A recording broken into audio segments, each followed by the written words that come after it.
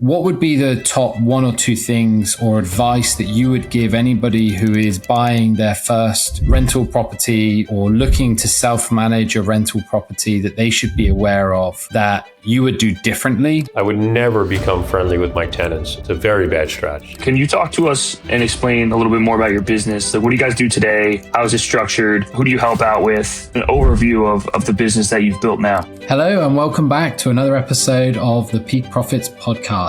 Today's guest is Joel Kraut, a seasoned real estate investor, author, and private direct lender. Joel has purchased, renovated, and sold over 100 homes in the tri-state area and scaled a portfolio of 144 buildings, housing more than 1,000 tenants in just 3 years, all while self-managing the entire portfolio. Joel's rare experience as an owner, operator, contractor, borrower, and lender led him to co-founding Burr Loans, a private lending firm built by investors for investors. Joel, your background is insane. We were speaking just before we started recording here of the journey that you've ultimately gone through, but we really appreciate your time and thank you for joining us. Thanks a lot for having me on. And as I'm listening to you, when you got to the part about self-managed, I could actually feel the pain inside. That experience was probably one of the hardest I've ever been through, even harder than just losing money or having some battles where you actually won finally. Self-managing all the tenants was honestly just insanity. What was it, Joel, that you said to me literally just before we got on about pain? I think that's such a great point to start this on. I feel like so many times when you tell the story, you can see people like, oh my God, like you could see the faces in the audience, but I try to calm everybody down. This is not a contest to see who can just take the most pain to eventually one day hopefully end up successful. We want to help go over some of the obvious mistakes in the rearview mirror so that you don't undertake that yourself and lose tens of thousands of dollars or get to the point where you never want to do this again or you feel like you're no good. We want to keep people away from those types of feelings because there's enough noise in people's heads on their own. They don't need any extra, right? So we're trying to help them calm down, see their way through, and help them build a framework and perspective so they can be successful and enjoy it, not just battle through every day. Yeah, and what Chris led with kind of how you scaled so quickly, where is primarily your portfolio located and how did you scale so quickly in the assets under management that you have today? So the irony of it was well before I knew anything about Instagram. I don't even know if it was up yet, but probably. Where everyone's advertising, 0% credit cards, use other people's money, have no money of your own in the deals. Well, I was a Wall Street trader and a prop trader, proprietary trader. So I was around a lot of, somewhat well-to-do people. I would explain to them that I was starting to buy rental properties, and a couple of people jumped in with us and helped put up a lot of the down payment money. So we didn't really have with the problem that most people have, which is lack of capital. We ran into the problem where we had access to too much and we deployed it way too fast, truthfully. So we bought in upstate New York, Broome County, Utica, Binghamton, Syracuse, from as far as Albany, all the way across. And look, the properties were really inexpensive. So were the rents, though, which also in retrospect taught me a bad lesson. What I was able to do really quickly was amass a pretty good sized portfolio, about 144 properties, way too many people living in each unit. And that's how you end up with 1,000. And I didn't realize the exposure I had to the third shift at Walmart. And there's a pretty well-known and pretty big supermarket chain across upstate New York. And a lot of my tenants worked in those two facilities on the third shift. And when the market, the general economy just imploded, they didn't cut back. They actually just eliminated the third shift. So you can imagine half your tenancy wakes up and they're going on unemployment.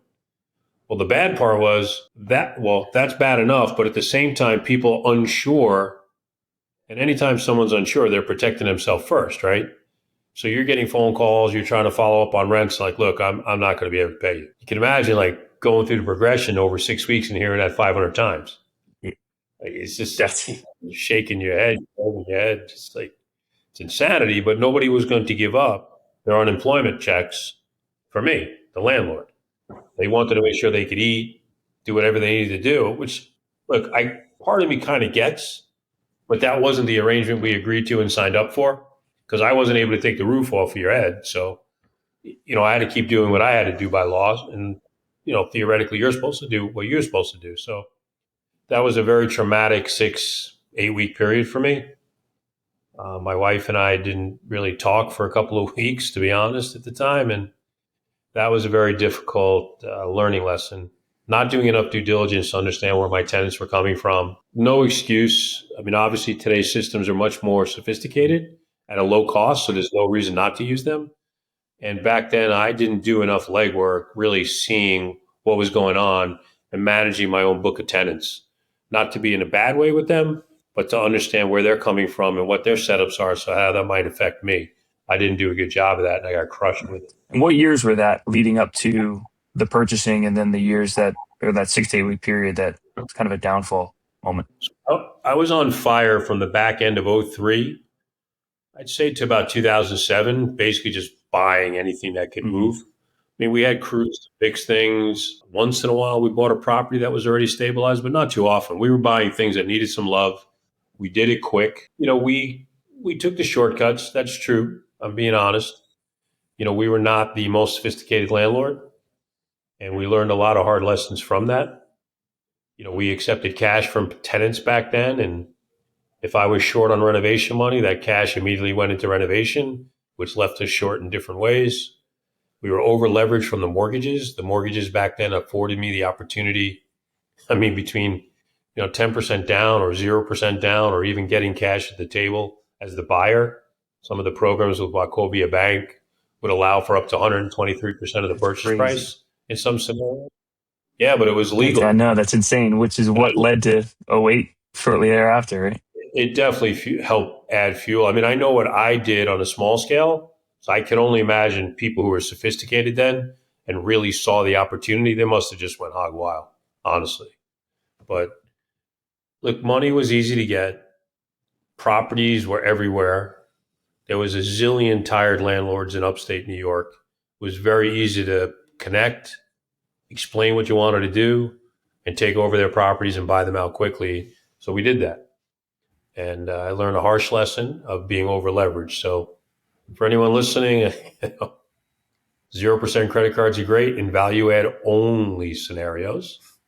And every business in America, or around the world for that matter, runs on money. So if you really believe everything you're going to see online and not prepare your financial tool bag to attack this as a business, at some point it's going to hurt you.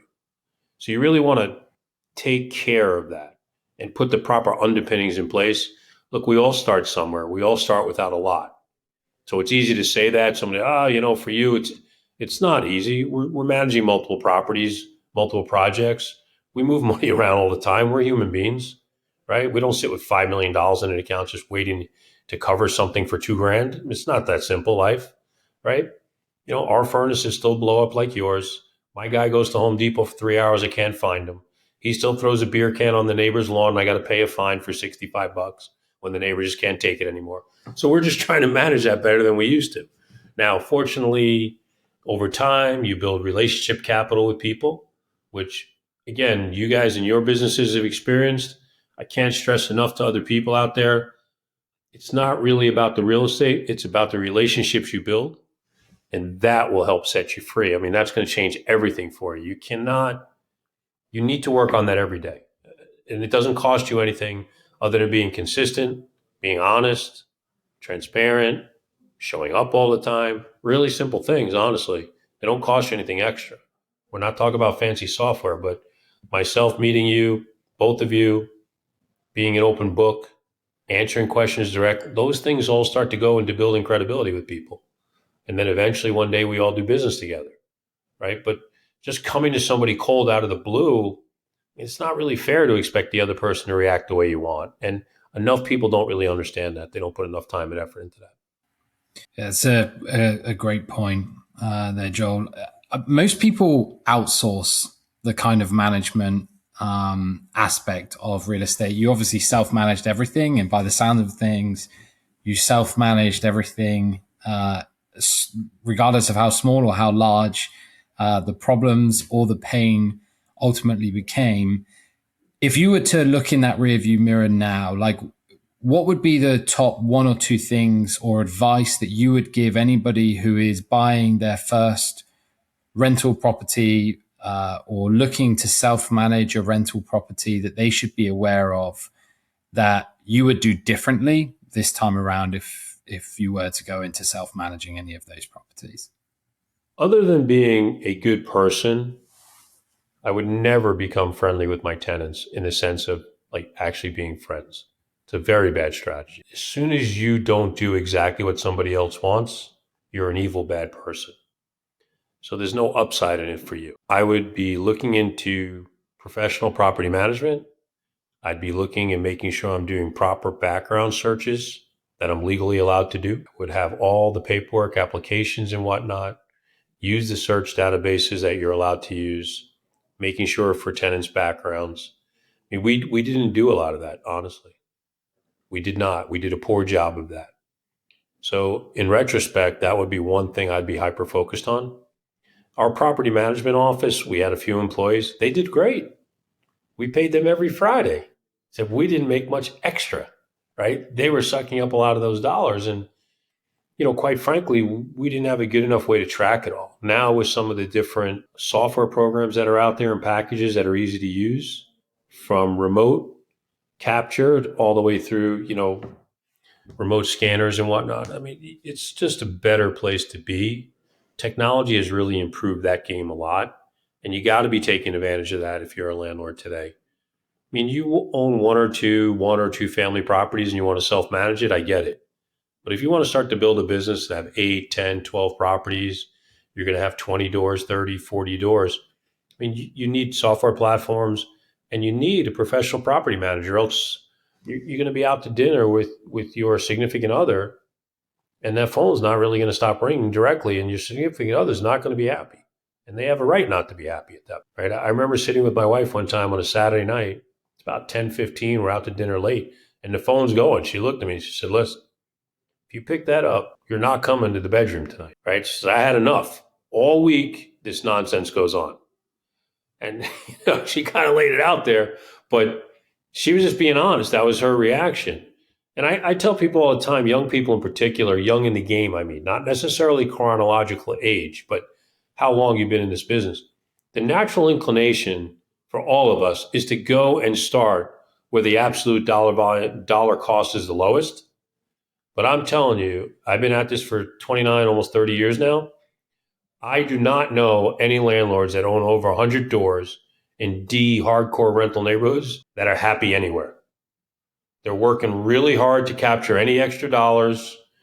They're building equity slowly. The neighborhoods don't appreciate as fast as they dreamed of. And most of them are honestly miserable. So thinking about your freedom number backwards, where, one day I want to have $6 million of net worth.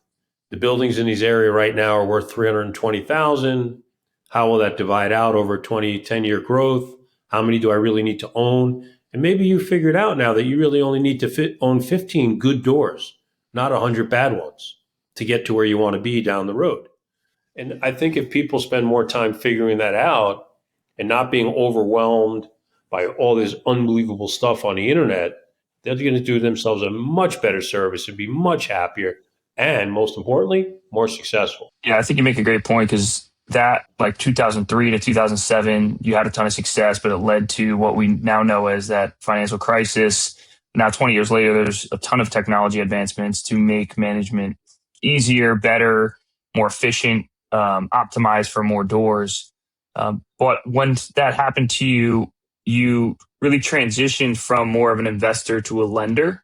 After that financial crisis, you started transitioning into private lending. So obviously, probably some of those management headaches and right the amount of doors and everything you went through during that period kind of pivoted and drove that pivot for you. But can you discuss kind of what you pivoted into from a private lending standpoint after that crisis in 07, 08?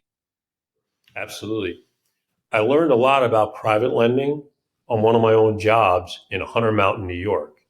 We had a bank loan, and the bank called us to say we can't keep funding the construction draws.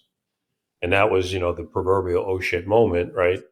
We have deposits, we have units sold, and they're kind of 3/4 built, half built. One or two of them are just being started, and we can't fund. What are we going to do? We're going to get sued by everybody.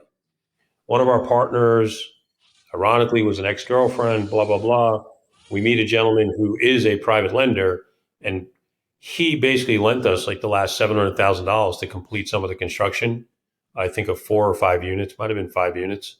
So we got through that. We sold them at a loss, but we were able to pay off everybody and get out of the project. So that was my first experience of borrowing money at 12% and 2, 3 points. I didn't even know that existed, to be honest, at the moment. From there, I was starting to flip houses in Newark, East Orange, Irvington, New Jersey. And I did a second house on the same block.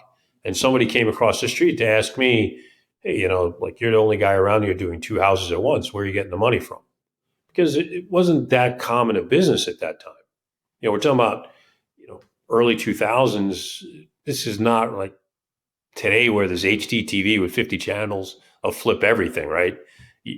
Nobody was pulling up in a Lamborghini to come to the front of the house. Like, it's not like TV. So guy comes across, yo, what up? We start talking.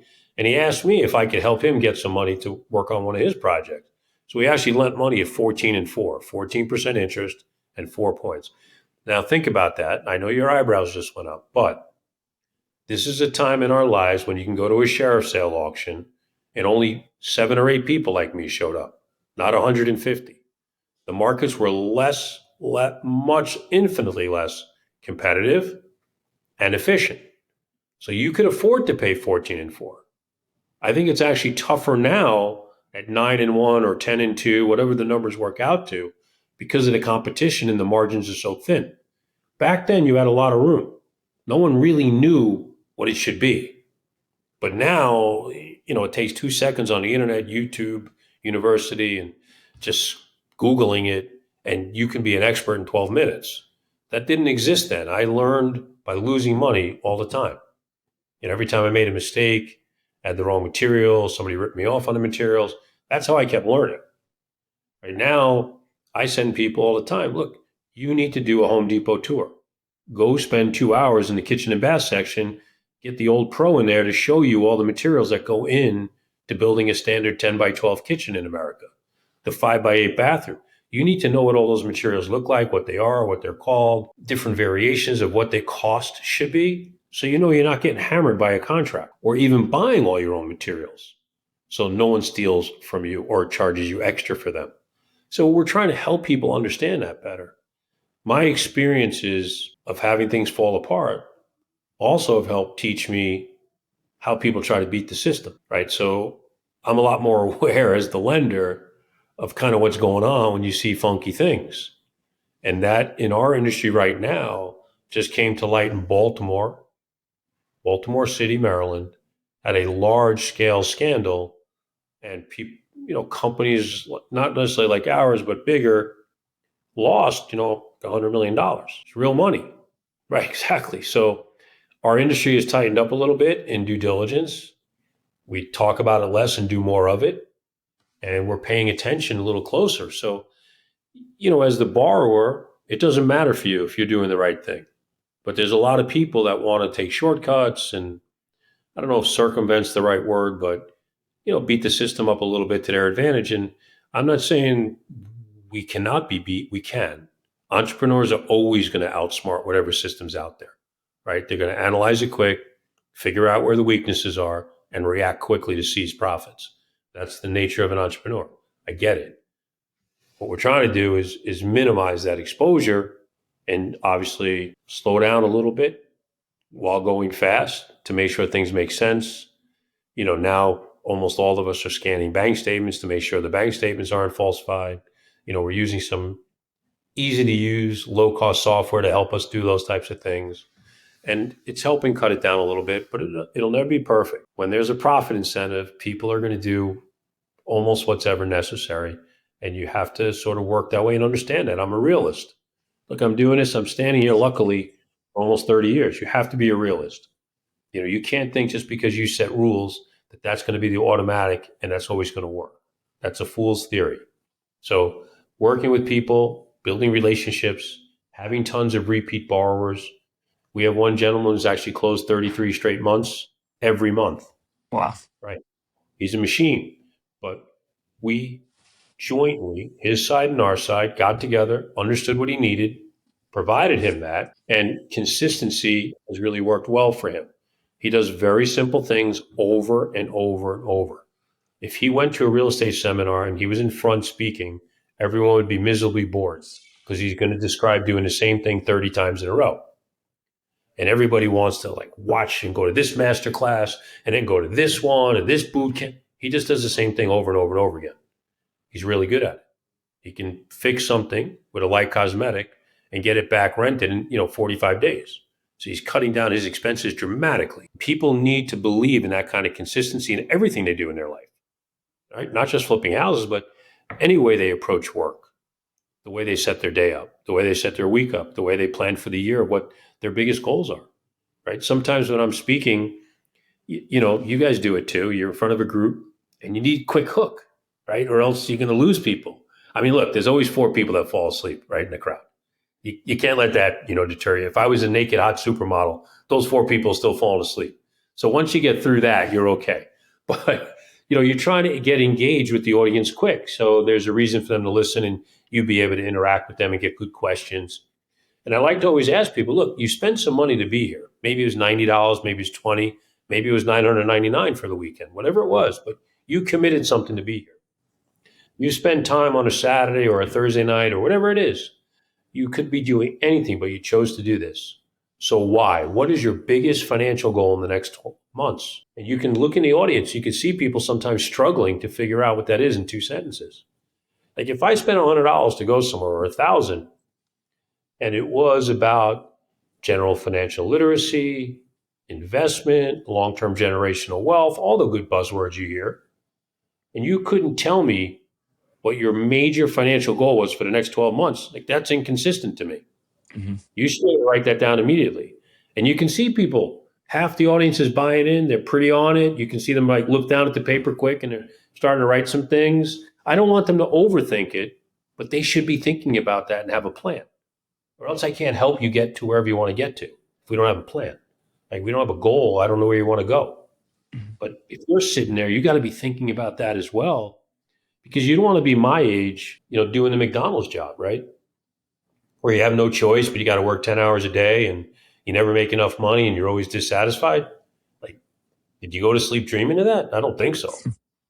Right? Like nobody ever goes to bed. None of your friends have ever gone to bed, woke up. Hey, Brian, man, I woke up.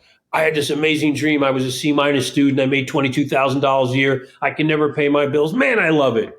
Right?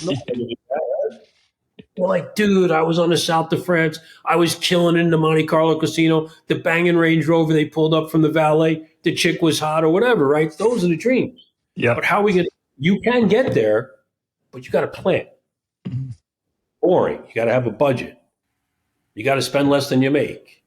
You got to invest consistently, like boring, stupid things that people don't like, but all the rich people do it. Mm. Well, must be a reason, right? Like, they're not like hiding the playbook from us. They're showing exactly what to do. But right. Are you going to do it? And can you do it consistently? And Joel, you've got a 7-step framework that you talk about. I think after you've just spoken about your dream of earning $22,000 and working 10 hours a day at McDonald's, I think you are slightly unique in that. But can you just kind of talk us through, like, what is that 7-step framework that you talk through? Obviously, people should reach out to you directly. So I feel like this is a perfect time for you to plug where people can also get hold of you. But it would be great to hear about that 7-step framework and how people can learn a lot more about that. So I think one of the problems a lot of people have is perspective, right? I'm no mental health expert, but I know not every day is perfect for everybody. I figured that out. But a lot of it comes from the noise in our own heads. And are we starting from a point where we're actually being honest with ourselves? Like I hear a lot of good stuff, I really believe in myself. I'm ready to roll. Like, are you really? Like, so we want to start from that point. Like, let's figure out where you are. Are you in chaos financially? Are you kind of stabilized?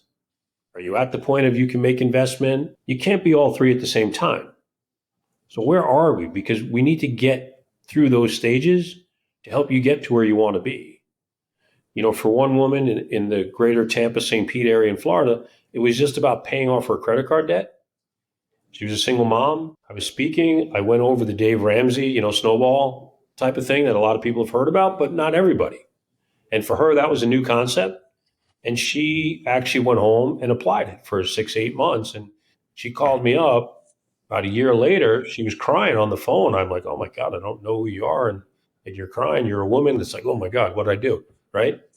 But she was so ecstatic and happy because she had paid off that $800 a month that was eating at her budget. She was a single mom. That $800 a month to her presented the opportunity to start to change the trajectory. Now she could take 300-400 and invest it in the S&P 500 index, right? And start to make money with their money instead of paying 29% a month or annually, but on a monthly basis. So because we know different things, we can't assume others do. And we need to start from the beginning to help people. So I spend a lot of time on basic financial stuff like that with people before we get into some of the cool stuff, right? Where I was on this podcast and I was listening to this masterclass. They talked about generational wealth and do I need a trust? One of my mentees came to me one time. She's like, I think I'm ready for a trust. I'm like, well, you don't own any assets yet. What are we spending money on a trust for? You don't even know how you really want it set up yet, right? Let's just slow down a notch. Let's slow down a little and let's put a process in place, right? Now I'm proud to say she has a 740 or 50 credit score. She has under 10% utilization. She's qualified and secured $100,000 of business debt at 0% credit card so that she can use that towards her renovations of investment properties, right? Value add scenarios where then people like us, Burr Loans, can give her a loan. She can pay that back and pay off her private investor and pay her credit card back down to zero and do it again. So she's learned that process now. She's out of financial chaos. She had to have a couple of tough, really, really difficult conversations with people who've been in her life forever, but they've been in her life in a very negative manner, right? All the things you can't do, you're not really good enough for that. Do you really think that's going to fit you? Why would you waste your time trying to, all the things. Look, I grew up like that too. I mean, my kids grew up very different than me, but you get to a point where either you're going to accept that or say no to it. And she said no to it, thank God. So a year later, she's very happy. It's not perfect out there. She's a single mom. She still fights to do her thing. But, she feels like every week something new and exciting can happen in a positive way instead of the drudgery of waiting for something negative to happen all the time. Right? Because I tell people in the audience all the time, how many people have ever woken up and think, today everything's going to go right? 99.5% of the people after they're done scrolling 2 seconds into the morning, okay, what's going to blow up today on me? Where's going to be the problem? What do I got to do to avoid it? Not even solve it, but to avoid it, right? Changing that to sort of like taking 5 or 8 minutes the night before, building a to-do list. And I don't mean make it look like Mount Rushmore of like impossible, but then taking the list, they teach us in all these different books, take the list, see what the 2 hardest things are, move them to the top of the list. I think Brian Tracy, the famous guy, he's famous for a book called Eat the Frog. So make the hardest thing the first thing you do, then everything else is easier, right? So I try to do that. I know it sounds silly, not silly, but I try to do that. Sometimes it's having to tell a customer that the deal won't work. Never a pleasant thing. But we can't do that, right? That's not pleasant, but they're depending on me. So I need to tell them that quickly so they can go change courses. Or else it's not fair to them. I'm stringing them along and I'm hurting them. We don't want to do that.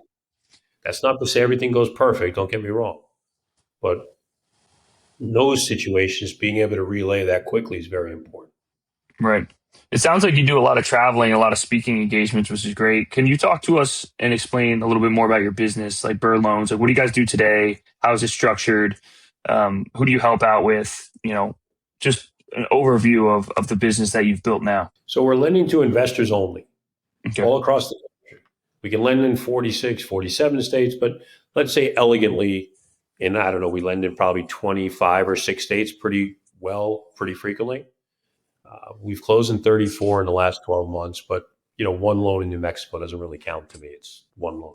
Is it So we're doing, first position type stuff, or is yes, it? we're only lending in first position. We do a lot of fix and flip style lending. We do a lot of 30-year, commonly referred to as DSCR loans, those debt service coverage loans, and no tax returns, no personal income verification needed. And if you have the audacity, the nerve to actually make the payments, we don't put the loan on your personal credit report. So that's a nice feature for a lot of investors. It's not affecting their debt to income ratios, which is helpful. We do a lot of new construction. About 2 years ago, that became a big product for us. And those are nice size loans a lot of times, small side, 500,000, good up to 3 million, I'd say, maybe slightly more. But so, you're doing a lot of 1.5 million, $2 million type of loans. And obviously for our business, that's good. And for borrowers, that provides an excellent opportunity for them to go out on a business solution and make a lot of money. So investors are finding us. Our name is sort of the vanilla of the whole industry. There's millions of followers of Burr across tons of different types of people and groups. They kind of made the acronym famous and well known on the Bigger Pockets platform. And Bigger Pockets forgot to buy Burr.com, so we did.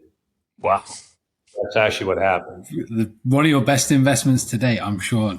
I had never bought a URL for over $29, and this one cost $6,500. And I remember my son having to push my hand on the send button because I was like, "This is crazy. This is a lot of money. What are we doing?" But we've been offered over $1 million for it. So, wow. Yeah. Would you offload it? Not for $1 million, no. But there's a number. Yeah, there's a number for everything, isn't there? Right. Yes. 2 extra zeros and a maybe. Yeah. There's a number though. My dream is Rocket Mortgage comes because what they would be able to do with it on their downstream would be unbelievable. So it seems like a natural one day, but we'll get there. We need more exposure. That's your retirement plan. You're right off into the south of France, like you were saying, in Monte Carlo, once you sell Burr.com. So we're doing a lot of lending to people who are just starting, to a lot of rookies. They own 1 to, let's say, 4 properties. A lot of people like in that sort of band. And then we do have some really seasoned guys, like the person I mentioned who closed 33 times. We've done, I think 38 loans is the most loans we've done for one person. And he just closed a $2.8 million deal with us in North Jersey. He's a very seasoned, very experienced investor, very smart. So some of the people, you'll see that natural progression. They'll do a couple single families, go to those 2 to 4s, 5 unit to 20 unit buildings. And then sometimes a couple of them break out to even bigger. But most of them are medium-sized investors, I would say. And look, you can build tremendous wealth, and that's really the name of the game, right? Long-term wealth. They're building some rental revenue, but building long-term wealth and taking advantage of the tax opportunities for them as well. What do typical terms look like for you, and what are you looking for in a borrower to approve a loan? The terms are insane. They're way too generous, honestly. On the fix and flip side, in certain states, we can give you 100% of the purchase price and 100% of the renovation. I'll call you. No one deserves that, but we can do it. The amount of money that's available via Wall Street conduits is so big, they're so desperate to get money out to move the needle, so to speak. Right? They need to lend and move big numbers. So they're making, at a time when you would think things would tighten up, they make it easier. So if you have 3 fix and flip experiences or 1 fix and flip and 2 rental properties, we're going to give you a minimum of 90% of the purchase price and 100% of the renovation. We can get the rates down into the low 8s. A lot of those loans go off at 8.99, interest only for a year. Depending on the size of the loan, we can go down as low as 1 point origination fee. Most of them go off at 1.5 or 2. So these are pretty reasonable numbers in the grand scheme of things. Definitely. This is not really the reason why you can't do a deal. It's the deal itself doesn't work, not the financing piece. So on the debt service coverage ratio side, down to a 680 credit score, I can give you up to 80% of the purchase price. On cash out refis, 75%. The rates in today's world are as good, if not better, than banks because of the leverage that we'll give you relative to a bank. We priced a loan for a gentleman this morning, one of our long-term clients. He has an 806 credit score, so really good credit. And I think at 75% on the purchase, it was a 6% fixed for 30 years. So pretty good. That's pretty good. And then, repeat offenders like him, we're charging low fees. We want to keep those types of people going all the time with us instead of having to find 1,000 new people a year. It's much easier for me to lend to the same 150, 200 people a year, 4 times each, and then find only 100 new people instead of having to find 300 new people all the time. So relationships are crucial to us. We're committed to them and you. We want to build them with new people all the time and meet them and help them. I feel like our experience, I've personally built 185 single family homes. I feel like I can help people with that experience, the good and the bad, and the ugly, because, when you're building a new construction single family, that's like a whole community event. You have a lot of different humans involved, and you need to understand that and how to manage that. And I feel like our experience can help you with that. We can fight about interest rates all day. We can't always be the single lowest in America every day. So we need to bring something else to the table to help borrowers. And I feel like our experience does. We have 2 other people in the office here who've done a lot of new construction themselves, and their families have been in it for a long time. So they can help people as well, not just me, which is good. And look, everyone communicates a little different with different people. So sometimes I could be talking with Chad and it's just not going well. So I can ask Brian to talk to him and it works well for whatever reason. They connect. So we want to be able to have that available to you here inside of our own office. So where can people get in touch with you, Joel? The easiest place is just go to the website. B with 4 R's. So Burr.com. We don't use bots to get back to people. We use humans. And, yes, we use the text message like just about the whole world now, but we try not to attack with it. So if people reach out to us, we're not going to send them 800 emails on email drip campaigns for the rest of their life and just annoy them. We want to really connect with people. We believe we're competitive all the time. And again, we work with a lot of mentorship groups where I'll usually come on once a month and be the guy teaching about loans inside of those mentorship groups. So that's helped us a lot. It's built a lot of credibility. People like that. We're teaching people, look, we are a lender, but it's a business. And if you're in business, you can never put all your eggs in one basket, and you shouldn't. You always need 2 lenders. One you're going to love. You're going to do probably 80 to 90% of your business. But one you also need, and you got to give them 10, 15, 20, because you're going to have the single greatest deal of your life when your person is out. And you need to have another relationship to get that done, because that's your shot to make $100,000 or more.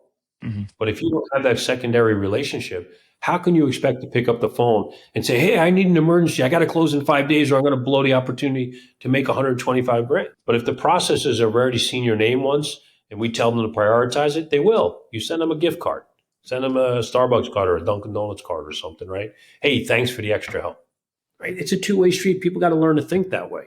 It's a business. It's not a game. Mm-hmm. It's not one-off. It can be, but if you're serious about it, you got to start to think like a business. And a business always has redundancy. You don't want to have too much because that's expensive, but you want to have enough to protect your business, right? Well, having 2 lenders protects your business, not necessarily mine, but it's good for you. We want to make sure people are aware of that and thinking that way. It's important. Mm-hmm. That's great advice. And with all your experience in the space and now growing this platform, what would you say to an investor listening that may have one single family rental or is looking to get in the space? They might have an 800 credit score, but they want to get started in real estate today. It's super competitive, as you mentioned, compared to maybe 15 to 20 years ago. What would be some piece of advice that you would give to someone new listening to this and say, hey, everything Joel's saying is firing me up. I want to get started. What would that be? I think one of the biggest misconceptions that we hear out there is, I can't do this because I don't have any money. I can't do this because I have shitty credit. I have bad credit. Don't wait. Mm-hmm. Don't get stuck in the mindset where you have to make 100 cents on the dollar. Mm-hmm. It's much better to partner with someone who can provide the things you lack and get 50 cents, get 33 cents to get started than to wait. Waiting is losing. You need 2 of 3 things to become a real estate investor. You don't need all 3. You need to be able to work consistently and hard and honestly. You need to learn how to source deals, find them, and you need to either have or learn where to find money. If you can do 2 of those 3 things, you can always plug in the other. And America is only number one in one thing anymore, and that's greed. If you have a good deal, not just spending money, but a good deal, it will always get funded. Whether you have a 450 credit score or an 800, or it's your first deal or your 50th, money wants to make money. And there's plenty of people out there that have the money. Maybe they're a professional, whatever. They don't have time to do this. They don't even know where to go look for things. But if you're willing to be able to show them that you could be someone they can rely upon to be consistent, honest, and transparent, and can do the work, managing the crews, finding the project, they can put the money up for you. And if you make $30,000 on a flip and you get 15 of it and you do it twice for the year, you just made 30 grand. And that's enough for your next deposit. Or you can sit and wait. You have an 800 credit score. You have 30,000 saved up, $1,000 a month over 3 years, right? 30 months, right? Waiting is a killer. You never get the time back. And taking that 30,000, you could have made that year and compounding it. That's how you're going to get rich, not waiting. So when I hear people tell me all the things they can't do, I like to try to help slow them down and think about how to change the way they look at it so they go do it, right? That's a big thing of what I try to do. That's a great piece of insight. I can speak from personal experience about wanting to save, trying to find the perfect time to invest in real estate. And the perfect time is always gone and in the past, right? Yeah. The best time to plant a tree was yesterday. So I think, or 10 years ago, whatever the overall saying is. But to your point, like waiting is ultimately an absolute killer. Well, Joel, this has been absolutely fantastic. Again, for anybody who wants to speak to Joel, for anybody who needs some lending, for anybody who needs some advice, brrr.com. Go and speak to Joel and his team. Any final words, Joel? Look, we appreciate the opportunity to be on with you guys. It's always fun. I love this kind of stuff. We're definitely a real estate junkie. I mean, this is what I am. And for anybody listening out there, a friend of mine is in his 70s and he was poor and broke in his 60s. Now he's flying around the world, doing great things with some charities and enjoying his life. And real estate brought that to him very late in life. Look, it's really possible. It's real. You just have to do the work. And if you do the work, you can change your life. So it doesn't take tons of money. You don't have to go to Harvard. You don't even need a GED. Just be honest with people, work hard, be transparent, and it will come together. And if you ever need help, just reach out to me. I'm happy to help you any way I can. Thank you. I love that. What an ending. What a way to cap it. Thank you, Joel, for coming on. That was awesome. Everyone, go check out burr.com. I'm going to go check it out again after this, play around with it now that we've had a more in-depth conversation. And would love to continue the conversation and stay in touch. But Joel, thanks for hopping on. This was awesome. I appreciate it, guys. Thanks. Have a great night. Thank you. Thank you.